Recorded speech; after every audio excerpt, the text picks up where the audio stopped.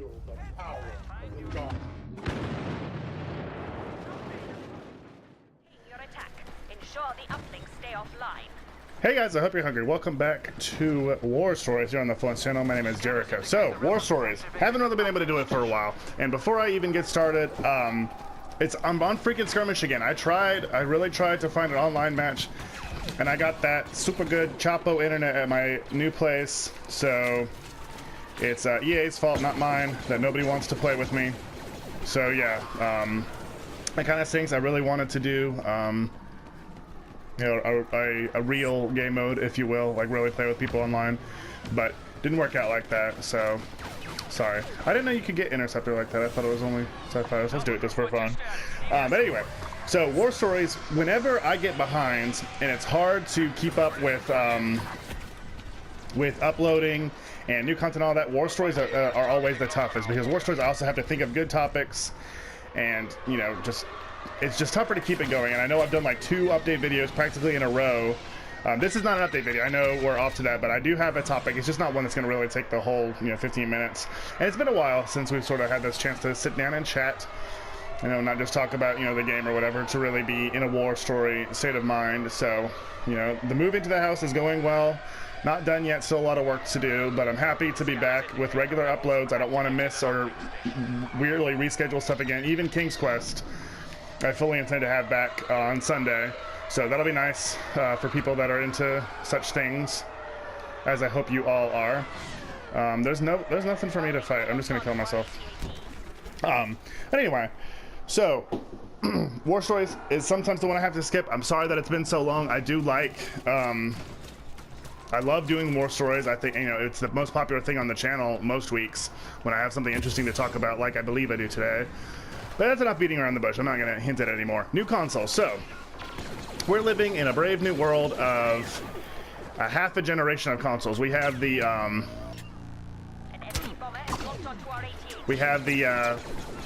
what's it called?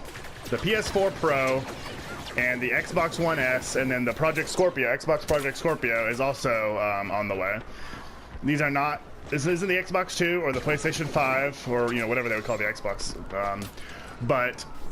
And yet, they're new consoles they can expect us to buy. They're going to be upgraded. It's like the,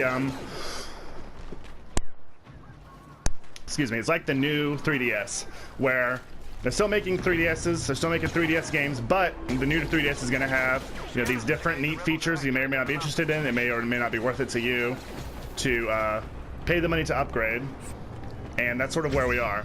And I guess the main point I wanted to make, it took me a long time to buy a new 3DS, but I did eventually do it, but my reasoning was I really wanted the really cool 20th anniversary Pokemon one, because I'm obsessed with Pokemon. I also wanted to upgrade. I wanted a bigger SD card slot. I know I could have done that, but you know what I mean. I just wanted, it was time to upgrade. My original 3DS, I got, in all my wisdom, like right after the Ambassador program ended. So it was after the price had gone down because it was so expensive at first.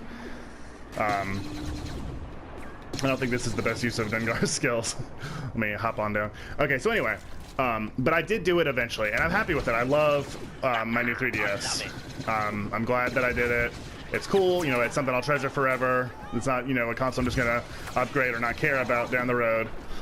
But when I look at what Sony is offering with the PlayStation 4 Pro, and I'm speaking specifically about Sony right now, as you'll see, I don't exactly feel the same way about Microsoft.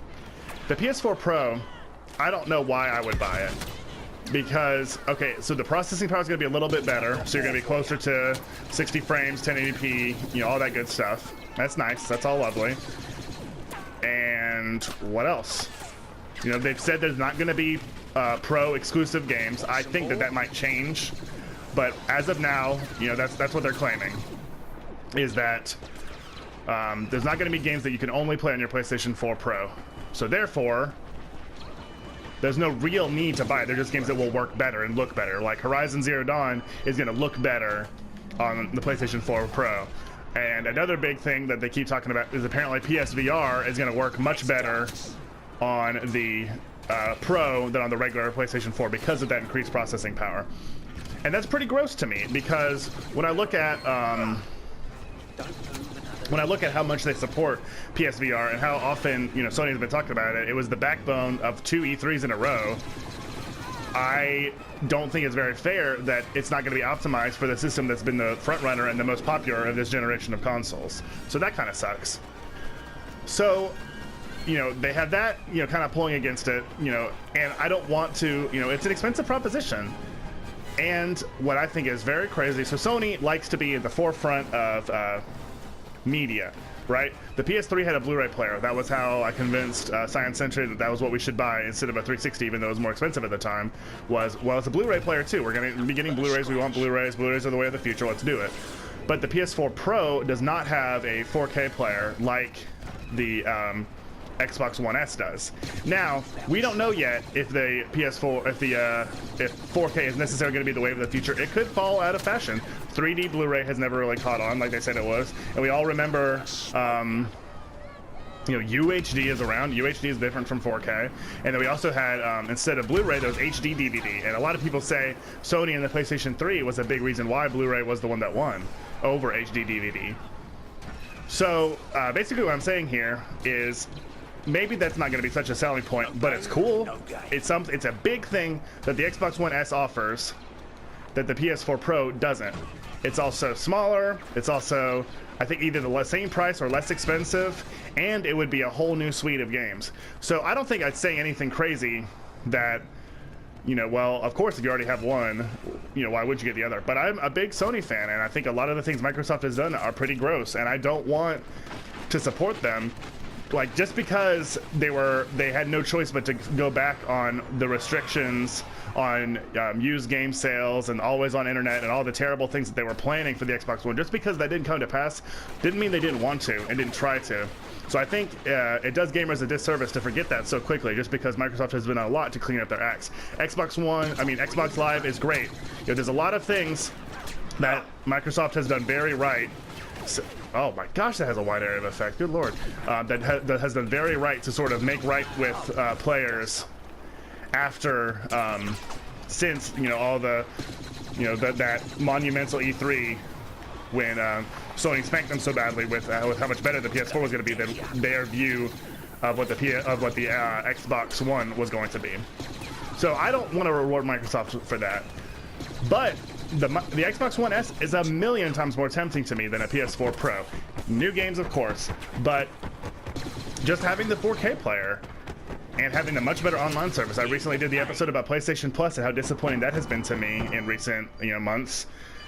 So, I mean, all this is to say, I'm not going to get either one, I don't think. Xbox One S, not impossible. And I could change my tune about the PS4 Pro. You know, it just depends on what they end up offering for it. But another point I'd like to make is we don't even know what the Scorpio will do, because already, if I already think that the One S is a better proposition than what the PS4 Pro, the PS4 Pro is the analog of the Scorpio. You know, like, I don't think they're planning to release another better PS4. Like, it would have to be a PS5.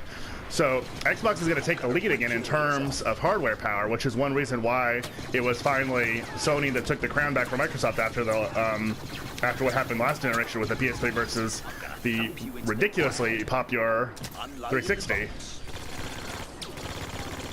So yeah, all that is to say, I don't like it. I don't want to buy a new console yet. I don't really like the idea of this half a generation. I think, you know, trying to compete with, like, be like phones where with something you want to replace every 1 or 2 years is just too expensive for that. So I don't know. We'll see. We'll see what we can see. I am interested to see what the Scorpio says, and once the PS4 Pro is out and, you know, people have had their time with it, you know, they all, you know, everybody's going to say what they're going to say. They're going to have the reviews and everybody's thoughts on it. We'll see, you know, what it really brings to the table in terms of, you know, better capacity, or if they end up having exclusive games, which, I mean, of course would make it more tempting because I want games, but that's, like, even worse because they said it wouldn't, and they're having to go back on it just to make it have a good selling point. Pretty gross. So we'll see what ends up happening with that. But as for me, the only console on my horizon is the NX. So anyway, thank you guys so much for watching. You know, this little breakdown of, you know, the little half generation of consoles it seems is, you know, very much upon us. If you enjoyed, make sure you subscribe. We got war stories like this every Tuesday or Thursday, but there's something coming every day here on the Full Lessons channel. Thanks again for your time, and I guess I'll do it for me. I don't know about you guys. Oh, come on. You messed up my outro. There we go. I'm full.